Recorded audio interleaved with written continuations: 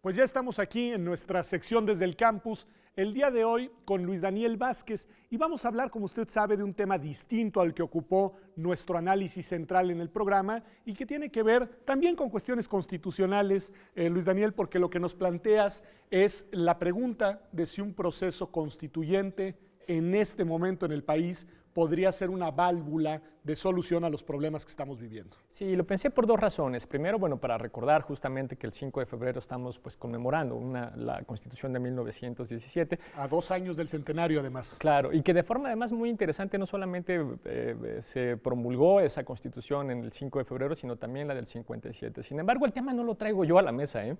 El tema lo traen a la mesa ya varias organizaciones que están proponiendo realizar un Congreso Constituyente. En particular, me parece en este momento hay 3 procesos ya avanzados que están terminando de cocinarse, ¿no?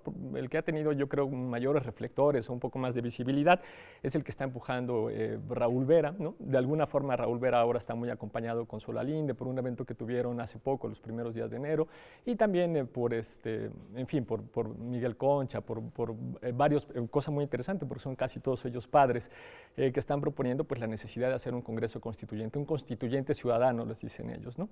El segundo proceso muy interesante que se está echando a andar es por algo que se conformó a partir de la desaparición de los 43 estudiantes de Ayotzinapa. Poco más de 100 organizaciones sociales, algunas sindicales, muchas estudiantiles, formaron algo que se llama la Asamblea Popular Nacional, y ya también desde noviembre, diciembre empezaron a tratar de pensar cómo de echar a andar un Congreso Constituyente, y en la última asamblea, la 10ª asamblea que se celebró recientemente, decidieron que el 5 y el 6 de febrero van a tener movilizaciones, y en parte van a generar un proceso para pensar cuál sería la ruta crítica para seguir, para llevar a cabo un Congreso Constituyente. El tercer proceso, también tal vez un poco más conocido, es el que bueno, nos invitó el ingeniero Cuauhtémoc Cárdenas a pensar la necesidad de establecer una nueva Constitución. Entonces tenemos esos 3 procesos que nos dicen, frente a la crisis estatal que hay hoy en México, probablemente una salida podría ser un Congreso Constituyente. Ahora, por lo que veo, lo planteas más desde la perspectiva de una necesidad política, no necesariamente, digamos, porque aquí hay 2 dimensiones. Una es preguntarnos si nuestra Constitución está bien o no, si requiere ser sustituida o no. Esta es, digamos, una pregunta más desde el punto de vista jurídico, técnico, no académica. Es propiamente una pregunta de política constitucional. Y otra pregunta tiene que ver con si el momento que vive el país requiere de un proceso de reconstitucionalización desde el punto de vista de la socialización de ideas, de la deliberación y del procesamiento político de una coyuntura crítica. ¿Tú cómo verías, digamos, estas 2 pistas? Me parece que das en el clavo, porque algo que nosotros tenemos que analizar como politólogos, cuando pensamos en la lógica o en la construcción institucional, es algo que llamamos la práctica o la pragmática institucional, que está integrada por lo menos por 3 cosas, ¿no? Las reglas formales e informales, también las organizaciones o la lógica organizacional, pero sobre todo las personas que van a echar a andar esas reglas y que van a echar a andar esa lógica institucional.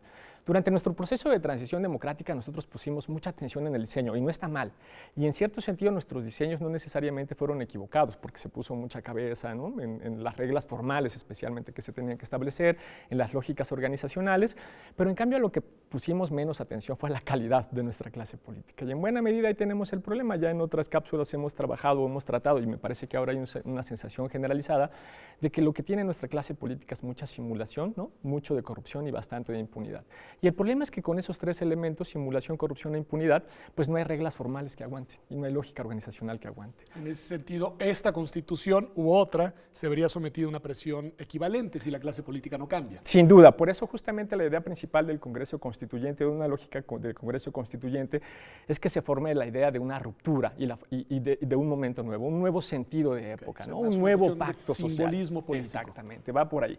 Bueno, va por ahí en principio, y va por ahí también en generar procesos de mayor inclusión política, por un lado, que es algo que sí nos está haciendo falta, y también de mayor inclusión económica, por otro lado, que es un problema que tenemos con las límites que ahora reconocemos 30 años después del modelo neoliberal. Ahora, me llama la atención una premisa que está implícita, dime si me equivoco o no. Dices, el problema es la clase política y sus características. Claro. Y luego dices, bueno, este proceso constituyente tendría un valor simbólico y marcaría de alguna forma un antes y un después.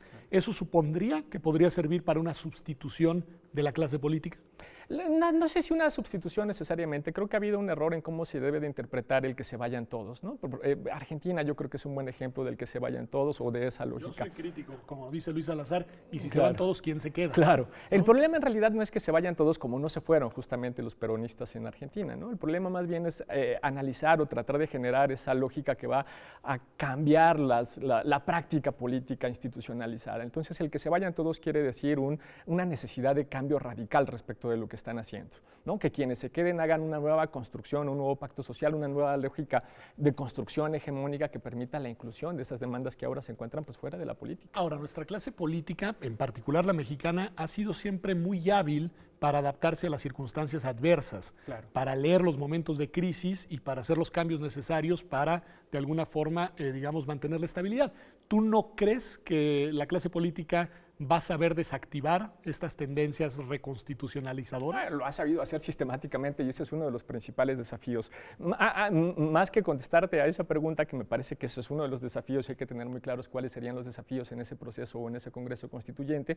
Otro muy interesante para diferenciar tal vez las lógicas que se generaron en los constituyentes latinoamericanos recientes es que también nosotros tenemos una clase política, en particular una derecha muy específica, que tiene capacidad de inclusión en entornos sociales. Eso no pasaba también en otros países, no pasaba en Argentina en el 94, no pasaba por supuesto en Ecuador, en Bolivia, en Venezuela, no pasaba en Colombia en el 91.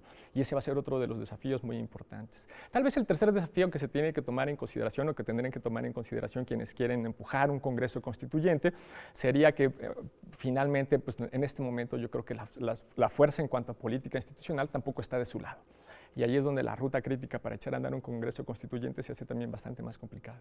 Ahora, cuando menos como fenómeno, como problematización de los problemas que estamos enfrentando, me parece que es un planteamiento interesante que hay que tenerlo presente como una alternativa y también como una expresión, una manifestación del clima político que se está viviendo en el país, Luis Daniel. Mira, nos va a permitir una cosa bien interesante, va a permitir a mi generación y a la tuya, a los que estamos ahora entre los 30 y tantos y 40 y tantos, poder hacernos la pregunta de qué país queremos dentro de 40 años, cuando nosotros tengamos 70 o 80 años. Y en consecuencia trabajar en la formación de las instituciones y también las fundamentaciones del Estado que queremos para, pues justamente dentro de 30 o 40 años. Pues ahí está, seguiremos platicando de esto seguramente en este espacio, en Desde el Campus, tu espacio, Luis Daniel Vázquez, aquí en Observatorio. Gracias por habernos acompañado. Vamos a un corte y volvemos, como usted sabe, únicamente a nuestra mesa de conclusiones. No se vaya.